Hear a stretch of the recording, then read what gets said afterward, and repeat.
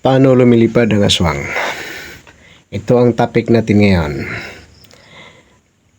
Just yesterday na kinausap natin ang one of our kumpare. At saka nagkaroon kami ng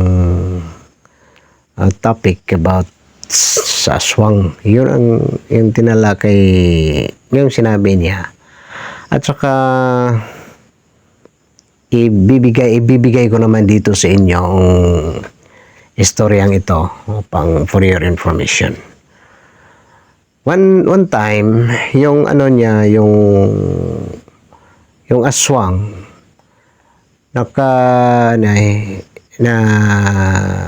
parang sumama ang kumpare niya sa kanya. Nagkita sila doon sa isang lugar na sa madilim na bahagi ng isang lugar. At saka tinanong niya yung kumare niya na alam niya yung isang aswang. Saan ka ba pumunta, Mare? Sabi ng Mare niya na doon ako sa kabilang side, sa the other side of the sea. Yan. Ang sabi naman yung lalaki, Mare, sasama ako. Sabi niya, pare, pag sumama ka, sumakay, wala tayong sasakyan eh. Sabi ng Mare niya, walang problema, dito ka na lang sumakay sa akin. Yon, nagkaintindihan silang dalawa dahil sa kumare-kumpare, hindi siya sinaktan ng aswang. Pinasakay siya, sabi, sige, sumakay ka sa akin ha. Okay, humawak kayo ng maigi. Yan. Sumakay naman yung kumpare niya. Nang doon nang lumilipad na sila, naobserbahan ng lalaki na parang nagwi-wave ang nila. Nagwi-wave ang lipad nila. Which means na parang parang pababa, pataas, pababa, papatas, parang parang nagwi-wave ba. Bisaya kasi ako. I just try to speak in Tagalog. I just try to tell you in Tagalog. Sana mas maganda to kung Bisaya ang pagkasabi ko pagka-relate ko. Yan. Nagwi-wave sila doon sa itaas. Sabi niya, Mari, bakit nagwi-wave tong lipad natin? Sabi ng yung kumare niya, wag mo kasing sampungan. Ano yung sampungan? Yung tapalan ba? Yung nilalagyan mo ng ang tambutso ng isang sasakyan. Pag nilalagyan mo ng kung ano yung nilagay mo dyan na hindi nakalabas yung hangin. Yan, sampong yun. Tawag yan sa Bisaya. Yan, huwag mo takpan. Huwag mo kasing sampungan yung yung tambutso. Yung daanan ng motor sa hangin ng motor pag nag-andar. Yan, tambutso yan. Tambutso rin ba sa inyo yan? Tagalog. Huwag mo kasing sampungan yung tambutso, kaya nga ganito ang lipad natin, hindi straight dahil sa sinampungan yung tambutso.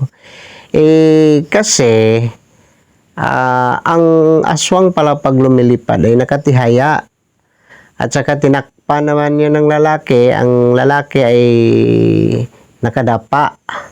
While lumilipad sila, sinampungan ng lalaki ang tambutso ng babae.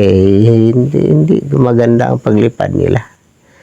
So yun, ang sabi niya sa yung friend ko, si Bob Jimenez, yung relative ko yun, yung mga Jimenez. Hindi ko lang inaalam sa mga Jimenez na mga student ko, na relative ko sila kasi dito kasi sa amin dito, namatay kasi, recording pa. Dito kasi sa amin, ay hindi ako kinikilala yung mga relative ko, na kahit relative ko, basta gumagawa masama dito sa akin. Pag hindi ako tinitreat ng maganda, hindi ko yun ina-acknowledge sa mga relative. Itong yung kinausap ko, ina-acknowledge kasi tayo Maganda ang treatment dito sa atin. Itong mga mga relative ko, yung mga kanyete, yan, ang mga malapit kasi sa amin, yung siyempre, apelyido ko, Gallego Pinakamalapit sa akin, Kasuna. Kasuna kasi yung middle name ko. Yung Kanyete, yung malapit yan, lula namin. Kanyete Jimenez, sa middle name yun ng father ko. Jimenez, yun, Dumaget, yun, mga mga malalapit yun ng mga relative namin. Yan, pati na yung Galyo, mga parente namin yun. Kaso lang, hindi ko pa, kahit maraming Kanyete dito, hindi ko na in-acknowledge na relative ko sila dahil sa ang iba dyan, hindi naman walang respeto sa atin, hindi gumagawa ng mga magagandang mga bagay sa atin. Kaya nga dito, ang binigyan natin ng halaga ay yung mga tao lang na kahit hindi natin relative, basta nagre-respeto sa atin, gumagalang sa atin, gumagawa ng mga magagandang bagay dito sa atin, yan. I respected them. Anyway, this is just only our topic about sa aswang, na the story about aswang na ibinigay sa relative natin. My friend, have a blessed day. Hanggang dito na lang.